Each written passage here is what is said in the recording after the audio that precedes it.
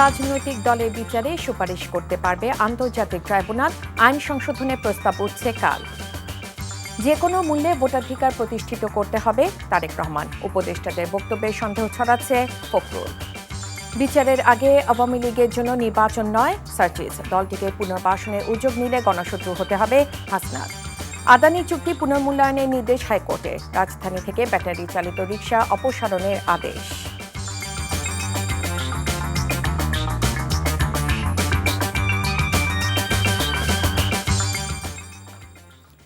আসসালামু আলাইকুম, রায়কা আল হোসেন স্বাগত জানাচ্ছি এনটিভির সন্ধ্যার খবরে। ক্রাউন সিমেন্ট শিরোনাম দেখছিলেন, এবার চলুন পুরো খবরে।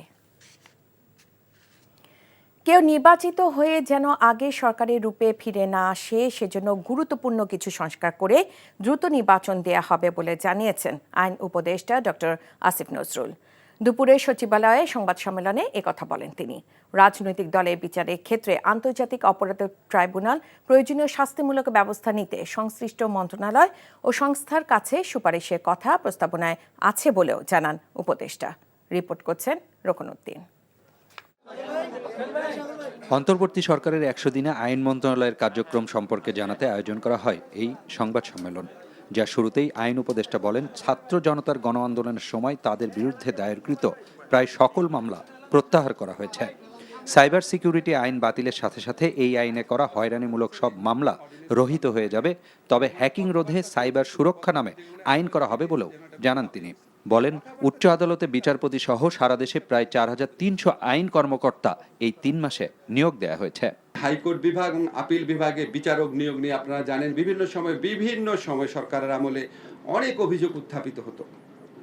তো এটাকে অ্যাড্রেস করার জন্য আমরা একটা আইন প্রণয়নের চেষ্টা করছি। এই আইনটা আই বিলিভ সম্ভবত সপ্তাহ 2 মধ্যে আমরা করে ফেলতে পারবো। পিপিজিপি ওনারা যে নিয়োগ হন, ওনারা যেন একটা কম্পিটিটিভ পরীক্ষার মধ্যে দিয়ে নিয়োগ হন, এটার লক্ষ্যে আমরা একটা আইন প্রণয়নের সিদ্ধান্ত নিয়েছি। চেষ্টা করব এই আইনটা যেন আমরা এই বছরের মধ্যে করে যেতে পারি।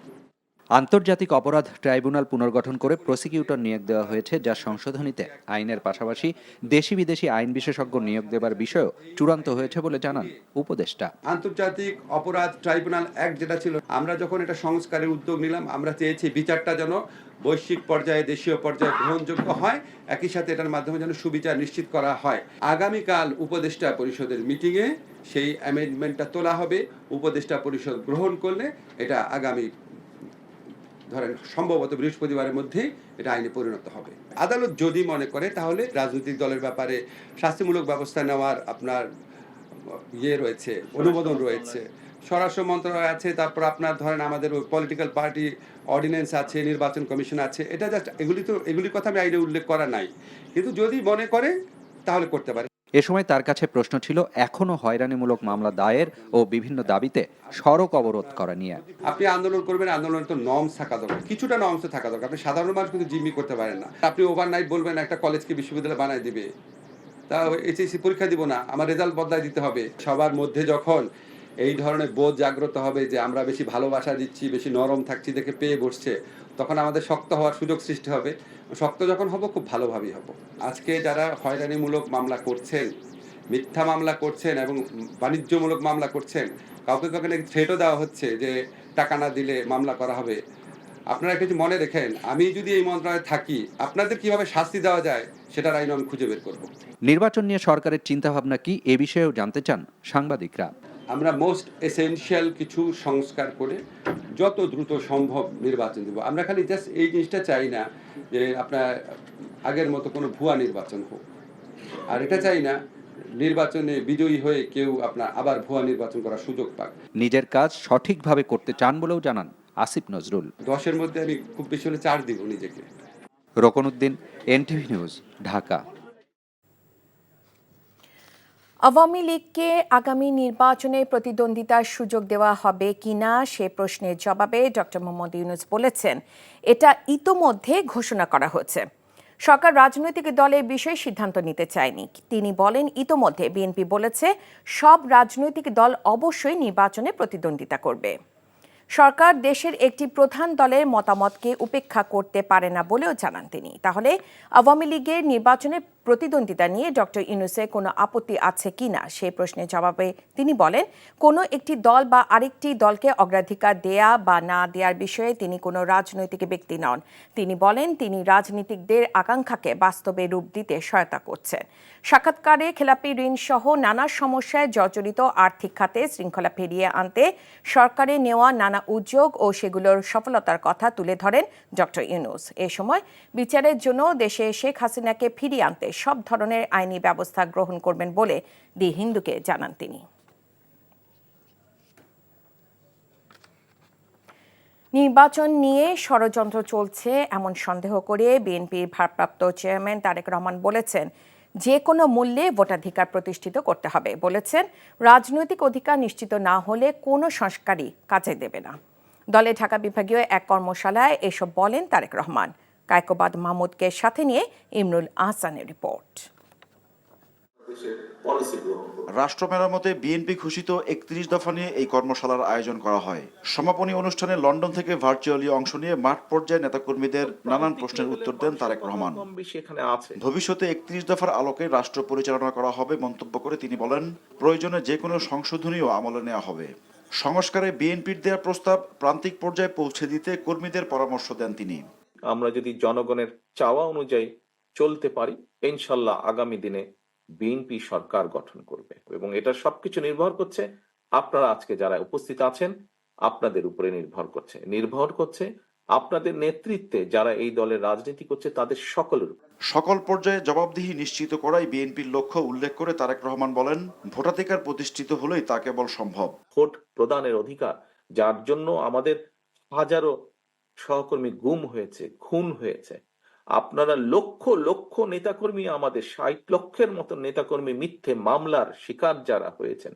আমরা যে কারণে যুদ্ধ করছি এই দেশের মানুষের ভোটের অধিকার, কথা বলার অধিকার প্রতিষ্ঠা করার জন্য। কাজে আমাদেরকে যে কোনো মূল্যে এই অধিকার প্রতিষ্ঠিত করতে হবে জনগণকে সচেতন করার মাধ্যমে। প্রায় আমরা একটি কথা বলছি, ষড়যন্ত্র থেমে যায়নি। আপনারা নিশ্চয়ই গত কয়েকদিনের পত্রপত্রিকায় বিভিন্ন খবর টবর থেকে নিশ্চয়ই বুঝতে সক্ষম হচ্ছেন যে কোথাও কিছু একটা ষড়যন্ত্র চলছে। রাষ্ট্র সংস্কার ইস্যুতে তারেক রহমান বলেন, জনগণের অধিকার নিশ্চিত না হলে কোনো সংস্কারই সফল হবে না। জনগণের রাজনৈতিক এবং অর্থনৈতিক মুক্তি যদি না হয়, জনগণের রাজনৈতিক এবং অর্থনৈতিক মুক্তি দুটোই দরকার, তাহলে যেই সংস্কারই করি, যাই করি আমরা, কোনোটিই কাজে লাগবে না। অ্যাকাউন্টেবিলিটি বা জবাবদিহিতা তৈরি করতে হবে। যার যা ইচ্ছা করে চলে যাবে সেটি করা যাবে না। সেটা যেই হোক, সরকার হোক, বিরোধী দল হোক, যে কোনো রাজনৈতিক দল হোক, প্রত্যেকের একটি জবাবদিহিতা থাকতে হবে জনগণের কাছে। জবাবদিহি না থাকায় বিগত সরকারের আমলে ডামি নির্বাচন, মধ্যরাতের নির্বাচন ও অর্থ পাচার হয়েছে বলে মন্তব্য করেন বিএনপির ভারপ্রাপ্ত chairman.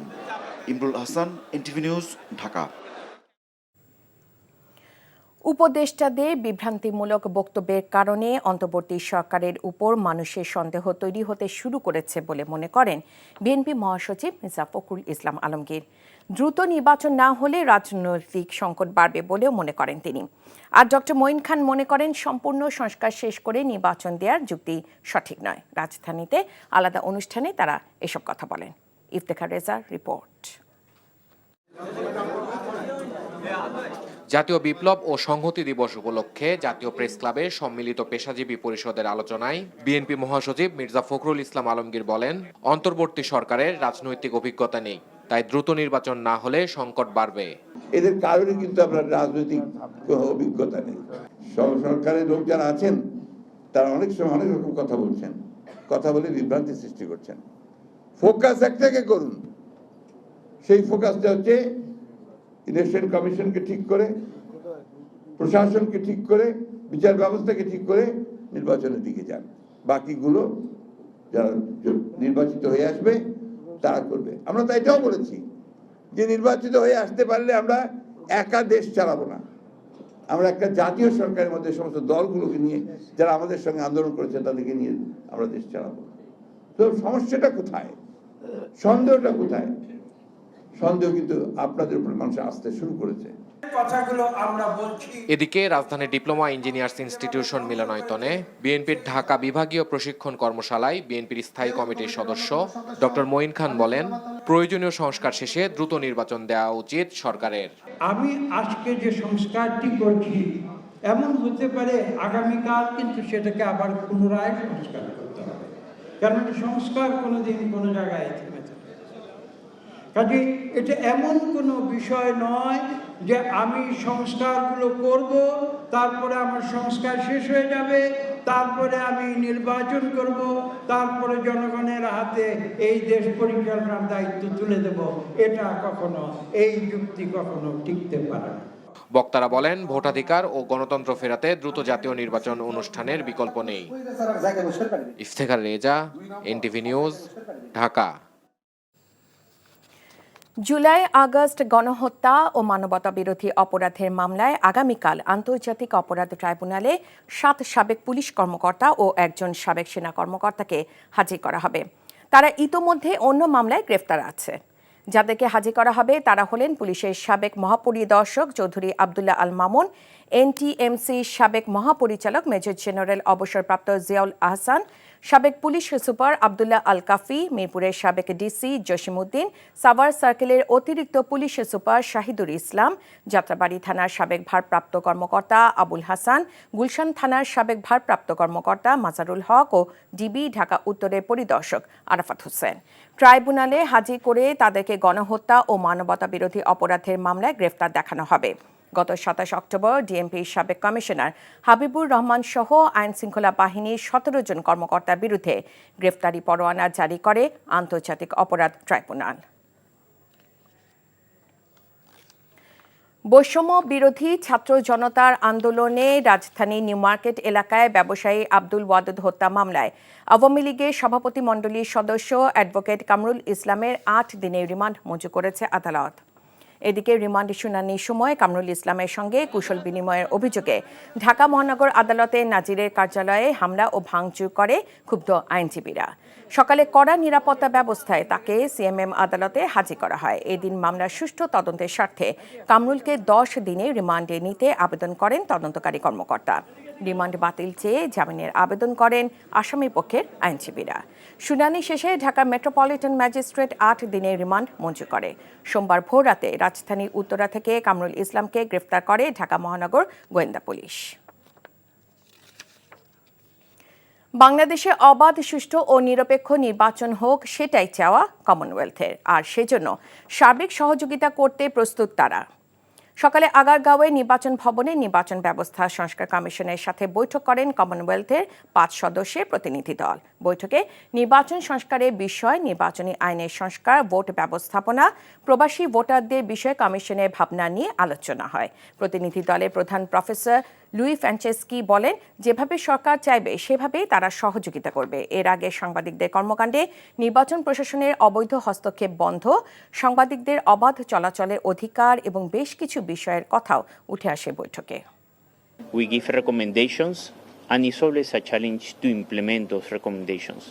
We have had very good discussions with the Commission and well, we are certain that you have such a brilliant team of experts here pushing for reforms and that those reforms will be implemented in the new dispensation and Bangladesh will be a success story for the Commonwealth and for the whole world.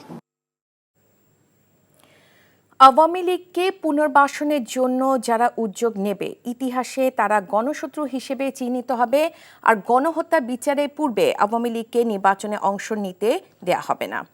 নিজেদের verified Facebook পোস্টে এমন মত প্রকাশ করেছেন বৈষম্য বিরোধী ছাত্র আন্দোলনের নেতা হাসনাত আবদুল্লাহ এবং সার্জিস আলম। দুপুরে ফেসবুক পোস্টে হাসনাত আবদুল্লাহ লেখেন, ছেলেদের রক্তের ওপর পা রেখে দিল্লিকে কেবলা বানিয়ে ক্ষমতার মসনদে যাওয়ার আকাঙ্ক্ষা জনগণের মুক্তির নিয়তের সঙ্গে বিশ্বাসঘাতকতা। আওয়ামী লীগকে পুনর্বাসনের জন্য যারা উদ্যোগ নেবে, ইতিহাস তাদের গণশত্রু হিসেবে চিহ্নিত করবে। হাসনাত বলেন, জুলাই অভ্যুত্থানের স্পিরিটকে যারা ধারণ করে আওয়ামী লীগের বিচার নিশ্চিত করার দাবি তাদের। সার্জিস আলম তার ফেসবুক পোস্টে লিখেছেন, গণহত্যা বিচারের পূর্বে আওয়ামী লীগকে কোনো নির্বাচনে অংশগ্রহণ করতে দেওয়া হবে না, প্রয়োজনে দ্বিতীয় অভ্যুত্থান হবে বলেও তিনি উল্লেখ করেন। ভারতের আদানি পাওয়ারের সঙ্গে করা সব চুক্তি পুনর্মূল্যায়নে উচ্চ ক্ষমতা সম্পন্ন অনুসন্ধান কমিটি করার নির্দেশ দিয়েছে হাইকোর্ট। আন্তর্জাতিক জ্বালানি ও আইন বিশেষজ্ঞদের নিয়ে করা এই কমিটিকে 2 মাসের মধ্যে বিস্তারিত রিপোর্ট দিতে বলা হয়েছে। এই চুক্তির বৈধতা নিয়ে করা রিট ও সম্পূরক আবেদনের ওপর প্রাথমিক শুনানি নিয়ে বিচারপতি ফারাহ মাহবুব ও বিচারপতি দেবাশিস রায়চৌধুরীর সমন্বয়ে গঠিত হাইকোর্টের দ্বৈত বেঞ্চ এই আদেশ দেন। পরবর্তী শুনানির জন্য আগামী বছরে 25 ফেব্রুয়ারি দিন রেখেছেন আদালত। হাইকোর্ট আদানির সঙ্গে চুক্তি করার আগে দর কষাকষি করে থাকলে সে সংক্রান্ত কাগজ ও তথ্যাদি 30 দিনের মধ্যে বাংলাদেশ বিদ্যুৎ উন্নয়ন বোর্ডের চেয়ারম্যানকে দাখিলের নির্দেশ দেন। এছাড়া চুক্তি সম্পাদনে যথাযথ প্রক্রিয়া অনুসরণ করা হয়েছিল কিনা 3 মাসের মধ্যে তা আদালতে অবহিত করতে হবে। সম্পূরক আবেদনে এই রিটের আইনজীবী এম আব্দুল কাইয়ুম বলেন, নেপাল ও ভারতের অন্য কোম্পানি থেকে আদানির চেয়ে অনেক কম মূল্যে বিদ্যুৎ আমদানি করা হয়েছে। বাংলাদেশের স্বার্থের পরিপন্থী এই চুক্তিটা বাতিল করার জন্য কেন নির্দেশনা প্রদান করা হবে না এই মর্মে রুল ইস্যু করেছেন। সাথে সাথে 3টা অন্তর্বর্তীকালীন আদেশ দিয়েছেন। আন্তর্জাতিক খ্যাতিসম্পন্ন আইন বিশেষজ্ঞ থাকবেন যারা এই চুক্তিটির সব টার্মস এন্ড কন্ডিশনস আমাদের দেশের স্বার্থ পরিপন্থী কী কী আছে সেইগুলো বিশ্লেষণ করে আদালতের কাছে 2 মাসের মধ্যে একটা রিপোর্ট জমা দিবেন।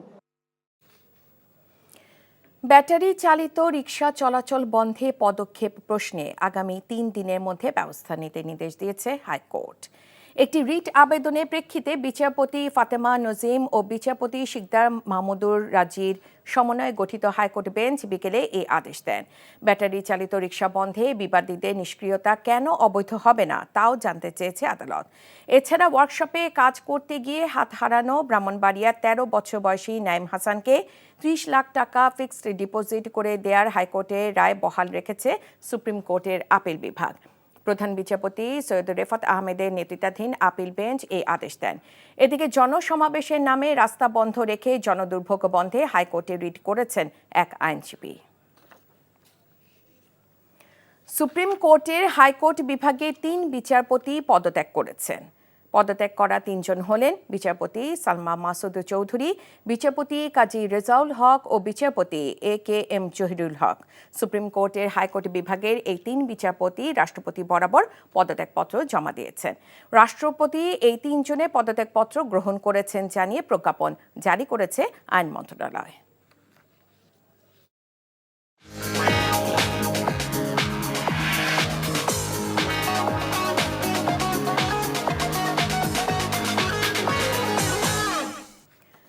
নগদ নিবেদিত অর্থনীতির খবর।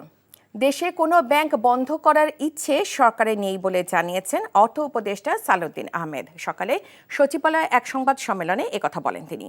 সামনে অনেক চ্যালেঞ্জ আছে উল্লেখ করে উপদেষ্টা বলেন, আর্থিক খাত সংস্কার করে সাময়িক নয় স্থায়ী সমাধানে চেষ্টা করা হচ্ছে। মূল্যস্ফীতি কমাতে ব্যবস্থা গ্রহণের পাশাপাশি খেলাপি ঋণ আদায়ে অর্থ ঋণ আদালতকে কার্যকর করার কথাবার্তা চলছে বলেও জানান সালাউদ্দিন আহমেদ। রিপোর্ট করছেন রকুনউদ্দিন। খুঁড়িয়ে খুঁড়িয়ে চলছে দেশের বেশ কয়েকটি ব্যাংক, এমনকি এসব ব্যাংক থেকে জমা রাখা অর্থও তুলতে পারেননি অনেক গ্রাহক। তাই কোনো ব্যাংক বন্ধ হবে কিনা তা নিয়েই অর্থ উপদেষ্টার কাছে প্রশ্ন ছিল সংবাদ সম্মেলনে। কিছু কিছু ব্যাংক আছে একেবারে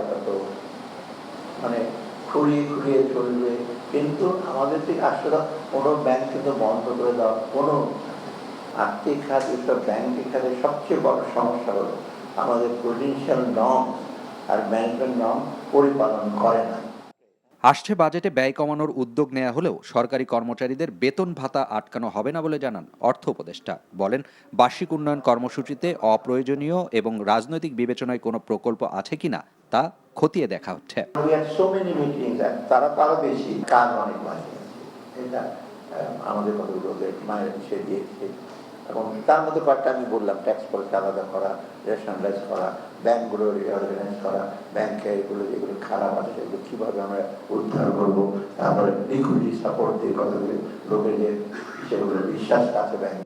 নিয়ম না মানা আর্থিক খাতের বড় সমস্যা উল্লেখ করে অর্থ উপদেষ্টা বলেন, খেলাপি ঋণ আদায় ও মূল্যস্ফীতি কমাতে ব্যবস্থা নেওয়া হয়েছে। যদিও বলি একটু ধৈর্য ধরেন, কিন্তু সাধারণ মানুষের জন্য ধৈর্য ধারণ করা একটু ডিফিকাল্ট।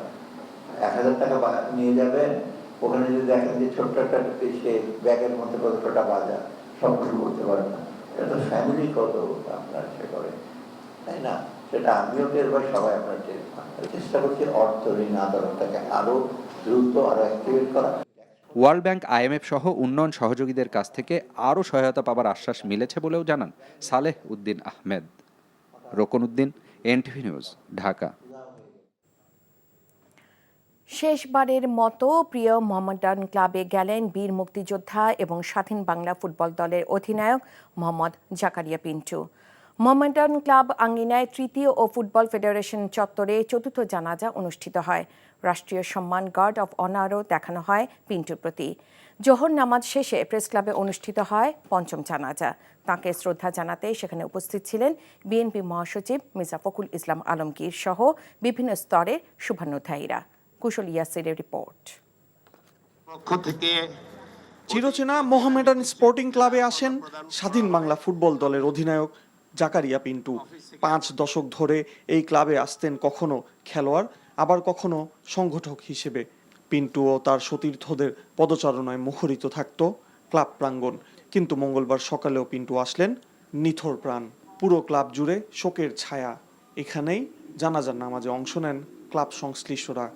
ক্লাবের প্রতি তার নিবেদন চিরদিনের জন্য স্মরণীয় হয়ে থাকবে বলে জানান তারা। পিন্টু ভাই এই ক্লাবে শুধু খেলেনি, এই ক্লাবের বিভিন্ন সময়ে ক্লাবের উন্নয়নের জন্য নেতৃত্ব দিয়েছেন। সকল সময় পিন্টু ভাই আমার সাথে ছিলেন। এই ক্লাবের উন্নয়নে তার ধারণা ছিল। সকল সময় একটা কথাই চিন্তা করতেন, কিভাবে এই ক্লাবকে আরও সকল সময় যেভাবে তাদের সময় এই ক্লাবকে গৌরব অর্জন করেছেন সেভাবে করতে পারেন। ক্লাবের একটি ভালো হলে খুবই আনন্দিত হতেন। এই বয়সেও উনি মাঠে নাচানাচি শুরু করে দিতেন। ক্লাবের খারাপ সময় অনেক দুঃখ প্রকাশ করতেন। আমরা মনে করি জাকারিয়া পিন্টু একটা ব্যক্তি নয়, নিজেই একটা প্রতিষ্ঠান। জাকারিয়া পিন্টু অত্যন্ত আদর্শ খেলোয়াড় ছিলেন, অত্যন্ত পরহেজগার ছিলেন। রমজান মাসে রোজা রেখে তিনি ফুটবল খেলতেন। তার সাথে আমি পাকিস্তান জাতীয় দলের হয়ে ইরান এবং তুরস্কে কয়েকবার গিয়েছি। ঢাকা মোহামেডান স্পোর্টিং ক্লাবের রক্ষণ ভাগের অতন্দ্র প্রহরী, চীনের দেওয়ালের মতো ছিল তার ভূমিকা। অনেকবার এই ক্লাবকে লিগ চ্যাম্পিয়ন করিয়েছেন এবং খেলা ছাড়ার পরও তিনি ক্রীড়াঙ্গনের সাথে জড়িত ছিলেন। পরে মতিঝিলে বাংলাদেশ ফুটবল ফেডারেশন প্রাঙ্গণে জানাজায় যোগ দেন সংগঠনের সভাপতি তাবিত আওয়াল সহ ফেডারেশন কর্তারা। জাকারিয়া পিন্টু বাংলাদেশের ফুটবল ইতিহাসে অমর হয়ে থাকবেন বলে জানিয়েছেন বাফুফে প্রধান। ফুটবলটাকে তৈরি করে দিয়েছে বাংলাদেশে এবং দেশকে স্বাধীন করে দিয়েছে। ওনারা সবসময় আমাদের অভিভাবক। অ্যান্ড উনি ইন্তেকাল করেছে ঠিকই, কিন্তু ওনার যে শিক্ষা, ওনার যে চেতনা, ওনার যে মূল্যবোধ, যেগুলো আমরা শিখেছি, ধারণ করেছি, এখন আমাদের দায়িত্ব থাকবে যে উনি যেন আমাদের কর্মের মাধ্যমে অমর হয়ে থাকে। বাদ জোহর জাতীয় প্রেস ক্লাবে পঞ্চম জানাজা অনুষ্ঠিত হয়। সেখানে উপস্থিত ছিলেন বিএনপি মহাসচিব মির্জা ফখরুল ইসলাম সহ সাংবাদিক নেতারা। বিকেলে মিরপুর বুদ্ধিজীবী কবরস্থানে জাকারিয়া পিন্টুকে দাফন করা হয়। এর আগে সোমবার রাজধানীর একটি হাসপাতালে মারা যান তিনি। কুশল ইয়াসির, NTV নিউজ, ঢাকা। 7 দিনের মধ্যে যাচাই কমিটি গঠনের আশ্বাসের প্রেক্ষিতে কর্মসূচি স্থগিত করেছে বিশ্ববিদ্যালয় করার দাবিতে আন্দোলনরত তিতুমির কলেজের শিক্ষার্থীরা। সন্ধ্যায় সচিবালয়ে ঘণ্টাব্যাপী বৈঠকে যাচাই কমিটি গঠনের আশ্বাস দেয়া হলে তারা কর্মসূচি 7 দিনের জন্য স্থগিতের ঘোষণা দেয়। এর আগে ক্যাম্পাসে বিক্ষোভ মিছিল ও সমাবেশ করে শিক্ষার্থীরা। সকাল থেকে তারা কলেজ ক্যাম্পাসে অবস্থান নিয়ে কর্মসূচি পালন করে। কলেজের বাইরে সড়কের এক পাশে পুলিশেরও ব্যাপক উপস্থিতি ছিল। শিক্ষার্থীদের দাবি, বিশ্ববিদ্যালয়ের জন্য যেসব সুযোগ সুবিধা থাকা দরকার তার সবই আছে কলেজে। পূর্ব ঘোষণা অনুযায়ী আজ কলেজে সব ধরনের ক্লাস পরীক্ষা বন্ধ ছিল।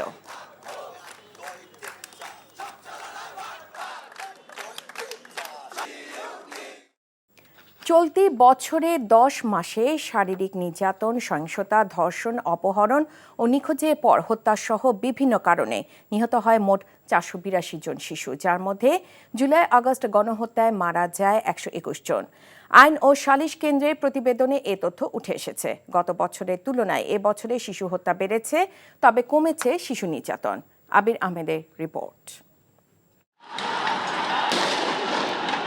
ছাত্র জনতার গণ-অভ্যুত্থানে নিরীহ মানুষও নৃশংসভাবে হত্যার শিকার হন। বাদ পড়েনি শিশুরাও।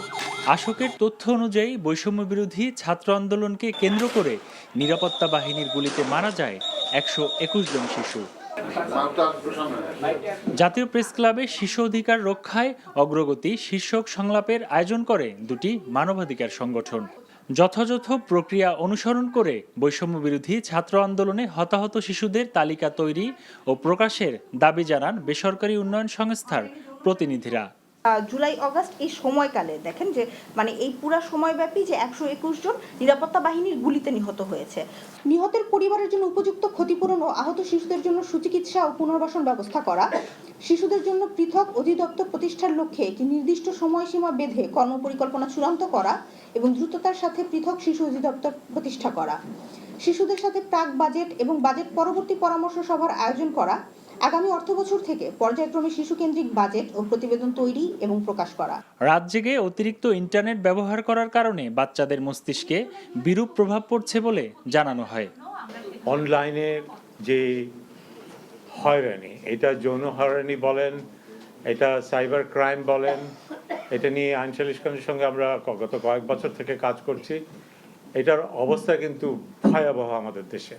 আমাদের নিজেদের বাচ্চারা যে সারা রাত জেগে ইন্টারনেট ব্যবহারের মধ্যে কোথায় চলে যায়, 93% আপনার যারা ইন্টারনেট ইউজার্স ওগুলো হচ্ছে মোবাইল কোম্পানি থেকে আসে, যেখানে বিটিআরসির নিয়ন্ত্রণ নাই। থানায় শিশুদের আইনি সহায়তায় আলাদা কর্মকর্তা এবং শিক্ষা ও কর্মক্ষেত্রে শিশুদের সাথে মানবিক আচরণ করার আহ্বান জানান মানবাধিকার কর্মী ও উন্নয়ন সংস্থার প্রতিনিধিরা। আবির আহমেদ, এনটিভি নিউজ, ঢাকা।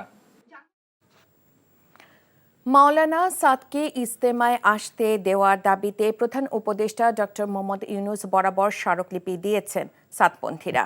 প্রধান উপদেষ্টার পক্ষে স্মারকলিপি গ্রহণ করেন প্রেস সচিব মোহাম্মদ শফিকুল আলম। তার আগে সকালে আসন্ন বিশ্ব ইজতেমায় মাওলানা সাদকে আসার অনুমতি দেওয়ার দাবিতে রাজধানীর কাকরাইল মসজিদের সামনের সড়কে অবস্থান নেন সাদপন্থীরা। আন্দোলনকারীরা জানান ইজতেমার দ্বিতীয় পর্বে মাওলানা সাদের উপস্থিতি চান তারা, কিন্তু সাদের আসার অনুমতি না মেলায় সকালে তারা প্রধান উপদেষ্টার বাসভবনের উদ্দেশ্যে যাত্রা করেন। এ সময় পুলিশ তাতে বাধা দেয়। পরে সড়কে অবস্থান নেন তারা। এদিকে সাদপন্থীদের অবস্থানের কারণে কাকরাইল ও আশপাশ এলাকায় তীব্র যানজটের সৃষ্টি হয়। এতে ভোগান্তিতে পড়েন অফিসগামী ও সাধারণ যাত্রীরা।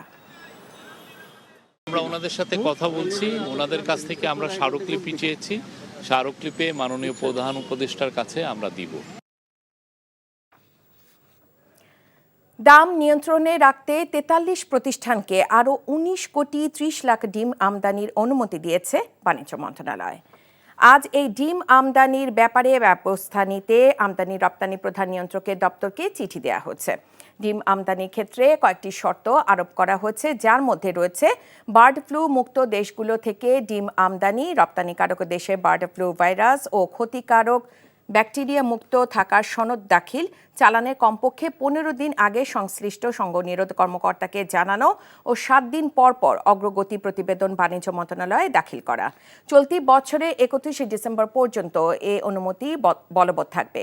মন্ত্রণালয়ের হিসেবে দেশে প্রতিদিন প্রায় 5 কোটি ডিমের চাহিদা রয়েছে। পল্টন ও সেগুন বাগিচায় বাসিন্দাদের দীর্ঘমেয়াদী বন্দোবস্তীয় অকৃষি খাসমহল জমির খাজনা গ্রহণ ও হস্তান্তর প্রক্রিয়া সহজীকরণ করার দাবি জানিয়েছেন ভুক্তভোগীরা। দুপুরে ঢাকা রিপোর্টার্স ইউনিটিতে সংবাদ সম্মেলনে খাসমহল জমির ভুক্তভোগীরা জানান 2011 সালে স্বৈরাচার আওয়ামী লীগ সরকার বহুমুখী উন্নয়নের নামে একটি প্রজ্ঞাপন জারি করে, যা রাজস্ব আয় পরিপন্থী। এর ফলে খাস জমিগুলোতে স্থাপনা নির্মাণ, উন্নয়ন কর্মকাণ্ড, বেচাকেনা সহ সকল ধরনের প্রক্রিয়া বন্ধ হয়ে যায়, যে কারণে খাজনা আয় থেকে বঞ্চিত হচ্ছে রাজস্ব বোর্ড। তাই বসবাসকারী ভূমি মালিকদের লাঞ্ছনা ও হয়রানির হাত থেকে বাঁচাতে ওই প্রজ্ঞাপন বাতিলের দাবি জানান তারা। খবর শেষ করছি, যাবার আগে ক্রাউন সিমেন্ট শিরোনামগুলো আরও একবার জানিয়ে দিচ্ছি।